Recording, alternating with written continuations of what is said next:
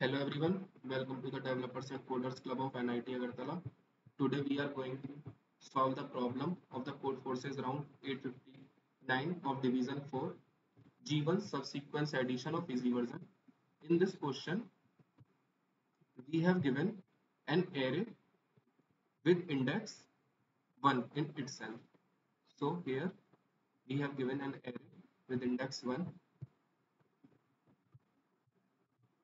Now we have to ask to perform several operations in with this array to change this array in array C, where the elements in C can be made up of by performing the several operations by using the element given in array A.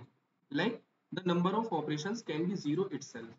For example, we have initially provided an array with element 1 in itself, and we have to ask the element in array C 1 itself. So the number of operations to lead to the array C from A is 0. So the answer will be true.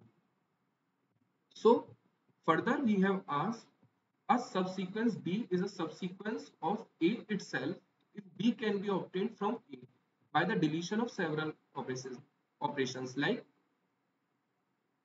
the array which we get from the by the performing additions of element A, and we eventually lead in between of an array, then B will be the subsequence of the array which is which can be formed by the deletion of several elements from the array A itself. So now different indexes which we have, and in the input format we have asked we have to take the test cases T which we have given. Then in the first line we have given the number of elements in the final array C that we have, and the second line of each test case contains the n space separated integers at different indexes of array C.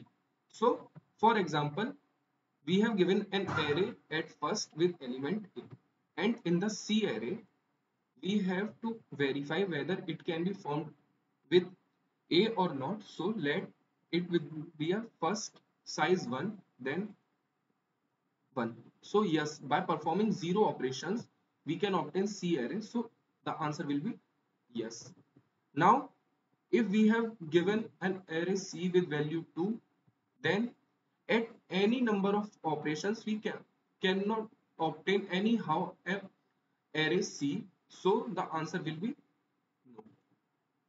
Now last two example that we take, C will be an array of size 5. Then the elements in the C array, let take 5, 1, 3, 2, 1. So by using our initial array that we have A equal 1, so 1, 1. Now by adding these two 1 we can get 1, 2, 1. Now by keep on adding 2 and 1 we get 3, so 1, 3, 2, 1. Now by adding 1, 3 and 1 we also get 5. So the final array that we get is C array itself. So the answer will be yes. Now last example that we are going to take is an array with the of size 5, and the elements in it is 7, 5, 2 and 1. Now with the help of the array that we have given A equal 1, we may get 1, 1, then 1, 2, 1, which is the which is obtained from the addition of 1 and 1. Then we cannot get the value 5 or 7 by performing any operation in the array that we have in the subindexes of in between of the array like B. So now coming up to the code that we have is, initially we have marked the number of test cases T, then we have initialized n, the number of elements that we are going to take in our vector v. Then we have taken an input in vector v and keep sorting the vector from begin to end. Now, as in the question we have provided with the array a equal to one element, if v the element on the index 0 is not equal to 1, then we have given the directly output as no, because if the element on index 1 on the index 0 of vector 1 of vector v, then it is not possible for us to get eventually lead to the array, our final array C. So we directly give the output no.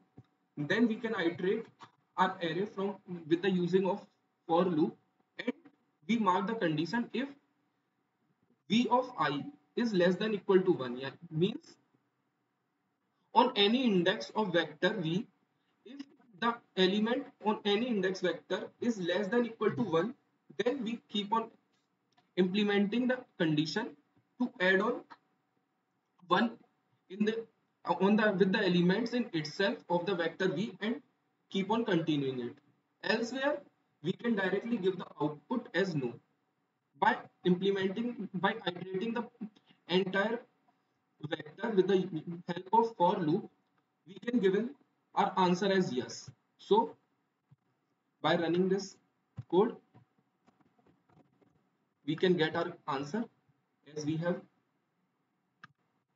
in this format: yes, no, yes, no, yes. So here also we have yes, no, no, yes, no, no, yes. Thank you.